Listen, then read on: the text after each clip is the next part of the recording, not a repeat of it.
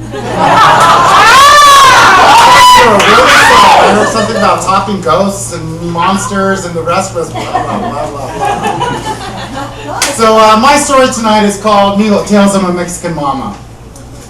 My earliest moment goes back to being stranded in a bus station in Los Angeles. We were coming home from a trip to Mexico, and my mom didn't have enough money for the ticket for my little brother. Of course she didn't. She didn't speak any English. At most, she knew Jess and thank you for not being anti-Semitic.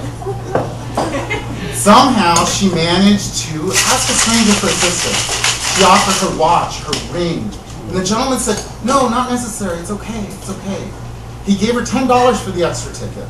We got on the bus, and I remember my mom looking at me, and she goes, "Mijo, that nice señor, he helped us out. Don't you ever forget this." And I didn't. So my mom immigrated from Mexico to the United States at the age of 18. My father had already arrived in the central coast of California. He set up home. My mom soon followed. Once again, she traveled 1,200 miles without speaking English, and it amazed me. She came from humble beginnings. The hills of Colima, Mexico. I imagined her as Julie Andrews, spinning around like her dress was red, green, and white. So humble were her beginnings that they didn't have any floors or tiles. It was dirt floors, no electricity. Because she grew up poor, she got very creative with cooking. She could take 2 chicken legs and some spaghetti and make enough chicken noodle soup for all of the family and all of the cousins and still feed the neighbors. I actually had a falafel before I knew what a falafel was. My mom loved going to health food stores. It reminded her of the outdoor markets of Mexico. Bins of stuff that you could just fill your bag in, weigh it out, and pay for it. One day, she goes to the guy at the salesman. "What is this?" The salesman says, "This is garbanzo dust. What do I do with it?" And as he started to explain that all he had to do was add a few ingredients and fry it up, her eyes glazed over. Because you see, Mexicans like to fry shit. We took a tortilla, made a tostada. We didn't invent the burrito, but we fried it.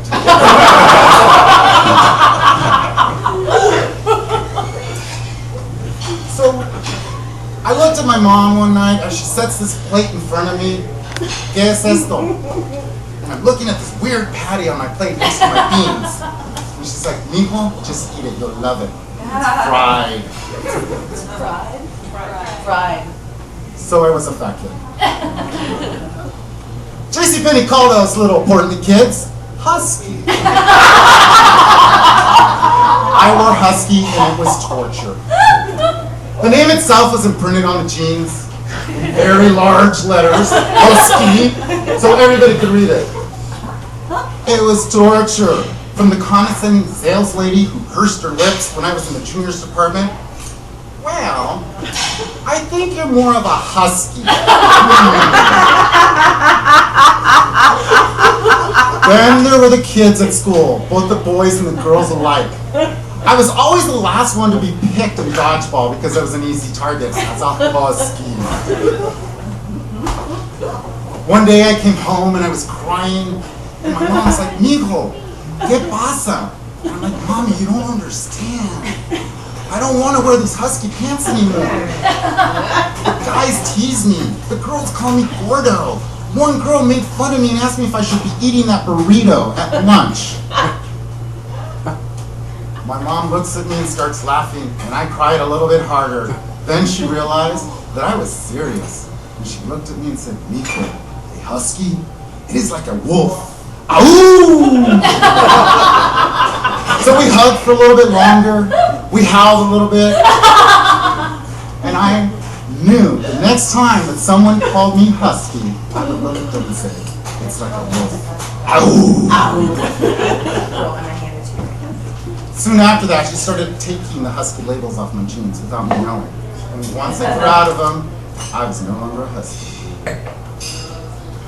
My mom's cooking always wasn't the healthiest. And don't get me wrong, I didn't grow up eating junk food. There was hardly any of it around. Breakfast cereal consisted of cornflakes and shredded wheat. So when my mom would go to the flea markets on the weekends, which reminded her of the Mexican tianguis, my little brother and I, Rob, would have a field trip with cereal. We'd get up early at 6 o'clock in the morning. We'd start watching the Popeye show. We'd scramble up all our leftover milk money, and I'd send him to the store on his bike, yes, because I was the fat kid. And we'd get Captain Crunch and a gallon of milk. And we'd sit there and we would eat Captain Crunch until the roofs of our mouths were so raw we could barely talk. Of course, we had to get rid of the evidence. So, once again, the fat kid sent his little brother to hide the paraphernalia in his neighbor's trash can. When my mom showed up, we were strangely quiet, but we had this weird, chromatic, sugar-high smile.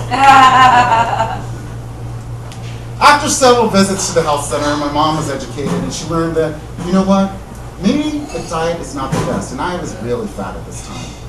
So she also learned that you could eat as many vegetables as you want. This was a curse. We lived in a large agricultural center of California.